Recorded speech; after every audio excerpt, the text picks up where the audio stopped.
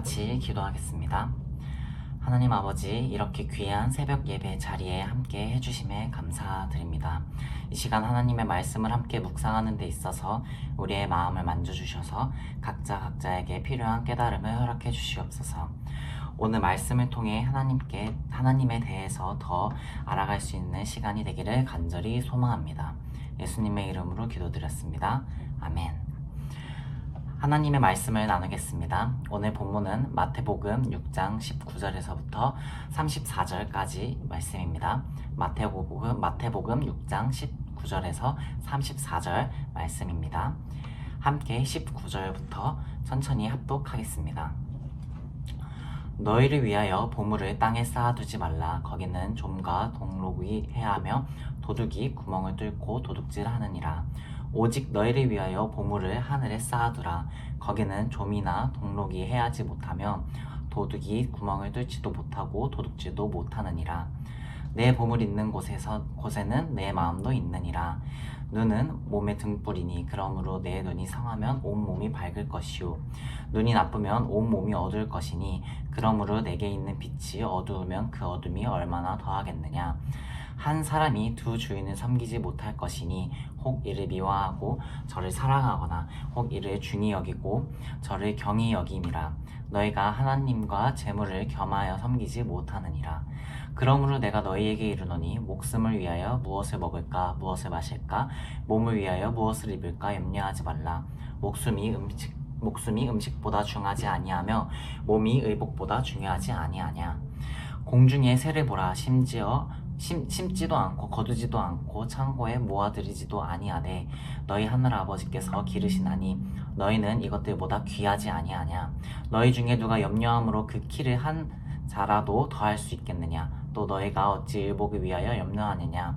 들의 백합화가 어떻게 자라는가 생각해보라. 수고도 아니하고 길쌈도 아니하느니라.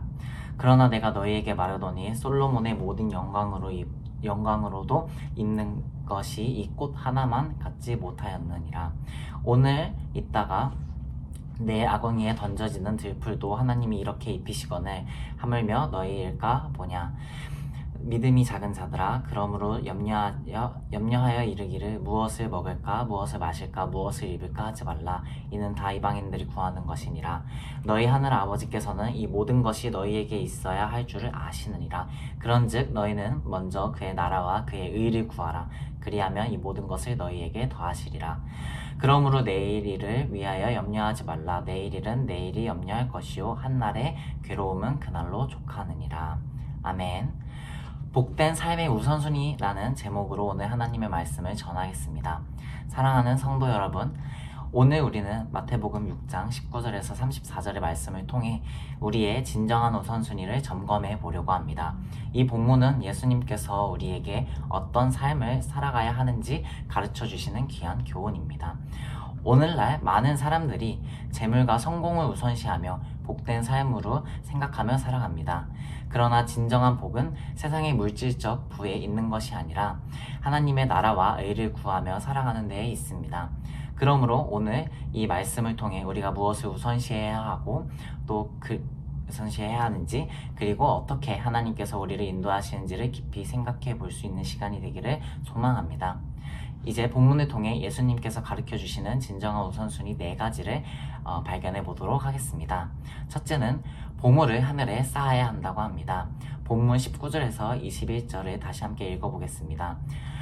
너희를 위하여 보물을 땅에 쌓아두지 말라. 거기는 좀과 동록이 해하며 도둑이 구멍을 뚫고 도둑질하느니라.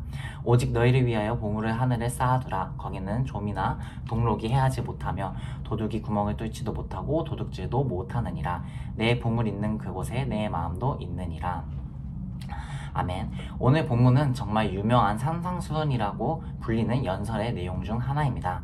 이 산상수훈은 예수님께서 12사도들을 택하신 직후에 하신 것인데, 연설의 대상은 제자들과 그의 말을 듣고 싶어서 모여든 허다한 무리라는 것을 저희는 누가복음 6장 17절부터 20절을 통해 알 수 있습니다. 예수님께서는 너희를 위하여 보물을 땅에 쌓아두지 말고 하늘에 쌓아두라고 말씀하셨습니다. 땅에 있는 보물은 썩고 도둑이 훔쳐갈 수 있기 때문입니다. 모두 그런 경험을 해보신 적 있지 않으십니까? 아끼는 옷, 아끼는 물건들이 시간이 지남에 따라 어쩔 수 없이 해지고 부서지고 또 찢어지고, 이러한 현상은 그 누구도 막을 수 없고 이 땅의 섭리인 것을 우리 모두는 잘 알고 있습니다. 이 땅의 것들은 시간이 지나면 결국 사라지고 맙니다. 그러나 하늘에 쌓은 보물은 영원하며 하나님 앞에서 상급이 됩니다. 우리의 마음은 우리가 가장 소중히 여기는 것에 따라 움직입니다. 우리는 이 땅의 재물과 성공의 마음을 두기 쉬우나 예수님께서는 우리의 마음이 하늘에 향해야 한다고 이야기해 주십니다. 물질적 부를 쌓는 것이 아니라 사랑과 선행, 나눔으로 영원한 보물을 쌓아야 합니다. 우리는 주님이 우리에게 주신 것을 다른 이와 나누며 하나님께 영광을 돌리는 삶을 살아가기를 하나님께서는 바라십니다. 둘째로는 하나님과 재물을 동시에 섬기지 말라고 하십니다. 본문 22절에서 24절을 보시겠습니다. 눈은 몸의 등불이니 그러므로 내 눈이 성하면 온 몸이 밝을 것이요 눈이 나쁘면 온 몸이 어두울 것이니 그러므로 내게 있는 빛이 어두우면 그 어둠이 얼마나 더하겠느냐. 한 사람이 두 주인을 섬기지 못할 것이니 혹 이를 미워하고 저를 사랑하거나 혹 이를 중히 여기고 저를 경히 여김이라. 너희가 하나님과 재물을 겸하여 섬기지 못하느니라. 예수님은 한 사람이 두 주인을 섬길 수 없다고 이야기하십니다. 우리는 오직 하나님을 주인으로 모셔야 합니다. 그러나 우리의 삶에서 재물이 우리의 주인이 되어버릴 위험이 있습니다. 재물은 일시적인 만족을 줄 수 있을지는 모르나 결국 하나님만이 우리의 참된 주인이시며 영원한 소망 되십니다. 22절과 23절에서는 예수님은 눈을 마음의 상태에 비유를 하셨습니다. 눈이 밝으면 온 몸이 밝고 눈이 어두우면 온 몸이 어두워진다고 하셨습니다. 여기서 눈은 우리가 무엇을 바라보는지, 즉 우리의 마음이 어디에 집중되어 있는지를 상징을 합니다.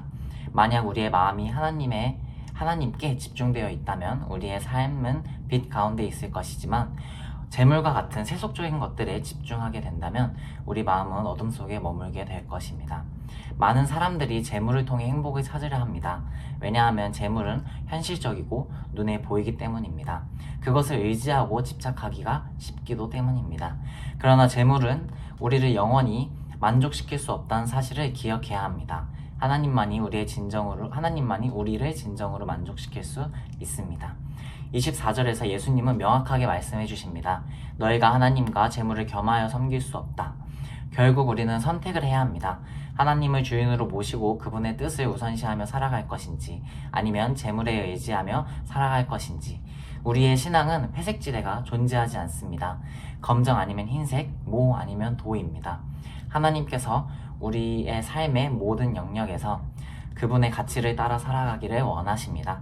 하나님만이 참된 주인이시며 그분 안에서 우리는 진정한 소망과 만족을 찾을 수 있습니다. 셋째로, 하나님께서는 하나님의 나라와 의를 구하라고 합니다. 본문 33절을 보시겠습니다. 그러므로 너희는 먼저 그의 나라와 그의 의를 구하라. 그리하면 이 모든 것을 너희에게 더하시리라. 아멘. 예수님께서는 우리가 먼저 하나님의 나라와 의를 구해야 한다고 말씀해 주십니다. 여기서 하나님의 나라는 하나님의 통치가 이루어지는 곳, 즉 우리의 삶 속에서 하나님께서 주권을 가지는 영역을 뜻합니다. 그리고 의는 하나님과의 올바른 관계를 의미합니다. 우리의 삶에서 가장 중요한 것은 바로 이 하나님의 통치와 그분과의 관계입니다. 예수님은 하나님을 우선순위로 삼았을 때 나머지의 것들이 우리의 삶에 더해질 것이라고 약속해 주십니다. 이 33절의 말씀은 25절에서부터 32절까지의 내용을 배경으로 하고 있습니다. 예수님께서는 그동안 염려하지 말라고 반복해서 말씀하시며 우리의 삶을 돌보시는 하나님의 섬세한 보호와 공급을 강조하고 계십니다. 25절에서는 예수님은 목숨을 위하여 무엇을 먹을까, 무엇을 마실까 염려하지 말라라고 하시며 26절에서는 공중의 새를 보라라고 하십니다. 새들은 스스로 먹을 것을 준비하지 않지만 하나님께서 그들을 먹이시며 우리가 그들보다 훨씬 더 귀중한 존재임을 상기시켜 주십니다. 이어 28절에서는 들의 백합화를 예시로 드시며 백합화조차 아름답게 입히시는 하나님께서 우리에게도 필요한 모든 것을 채워주실 것이라고 얘기해 주십니다. 31절과 32절에서는 예수님은 이러한 먹고 마시는 문제로 염려하지 말라고 명확하게 말씀하십니다. 너희 하늘 아버지께서는 이 모든 것을 너희에게 있어야 할 줄을 아시느니라 하고 말씀하십니다. 하나님은 우리의 모든 필요를 아시고 우리가 그분을 신뢰할 때 우리의 필요를 채워주십니다. 그러므로 우리는 하나님께서 돌보심을 믿고 그분의 나라와 의를 구하는 것을 먼저로 해야 합니다. 이것은 참 쉽지 않지만 끊임없이 연습해야 하는 것이라고 생각합니다. 순종과 실패, 회개와 다시 순종하려는 그러한 성화의 과정을 통해서 우리의 마음이 하나님께 집중될 때 나머지 삶의 염려들은 하나님께서 책임져 주신다는 것을 믿습니다. 이는 단순한 물질적인 필요를 넘어서 우리의 영혼이 풍성해지는 삶을 의미합니다. 넷째이자 마지막으로 내일의 일을 염려하지 말라고 하십니다. 34절을 보겠습니다. 그러므로 내일 일을 염려하지 말라. 내일은 내일이 걱정할 것이요 한날의 괴로움은 그날의 족하니라. 예수님은 우리가 내일을 염려하지 말고 오늘 주어진 삶에 집중하라고 말씀하고 계십니다. 많은 사람들이 미래에 대한 불안과 걱정으로 사로잡혀 있지만 예수님께서는 우리에게 내일의 일은 하나님께 맡기고 오늘의 삶에 최선을 다하라고 하십니다.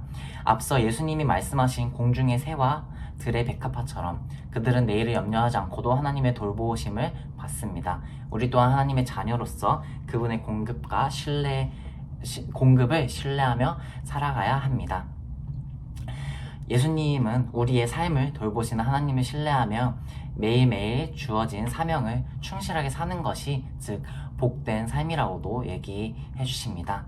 그리고 내일의 염려를 내려놓고 오늘 하나님께 영광을 돌리며 살아갈 때 우리는 진정한 평안과 참된 안식을 누릴 수 있다고 이야기해 주십니다. 말씀을 마무리하겠습니다. 우리는 종종 미래에 대한 걱정과 불안 속에서 살지만 예수님께서는 그 모든 염려를 내려놓고 오늘을 살아가라고 하십니다. 하나님은 우리의 미래까지도 책임져 주실 분이십니다. 중요한 것은 우리의 모든 염려를 하나님께 맡기고 오늘 하루에 충실히 살아가야 한다는 것입니다.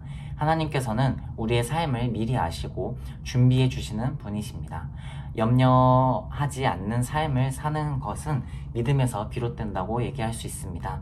우리는 하나님의 신실하심을 신뢰하고 그분께 우리의 걱정과 불안을 내려놓아야 합니다. 오늘 하루 집중하며 하나님께서 주시는 평강 가운데 살아가는 것이 복된 삶의 한 부분입니다. 사랑하는 성도 여러분, 오늘 말씀을 통해 우리는 하늘의 보물을 쌓고 하나님만을 섬기며 하나님의 나라와 의를 구하고 내일을 염려하지 않는 삶을 살아가야 한다는 것을 배웠습니다. 이러한 삶의 우선순위를 통해 우리는 진정으로 복된 삶을 누릴 수 있습니다. 하나님의 말씀을 삶에서 실천하며 하나님과의 관계를 더욱 깊이 맺어가기를 소망합니다. 하나님께서 우리의 모든 필요를 채워주시며 또 그분의 뜻대로 살아갈 수 있도록 우리를 인도해 주실 것을 굳게 믿습니다. 다 같이 기도하겠습니다.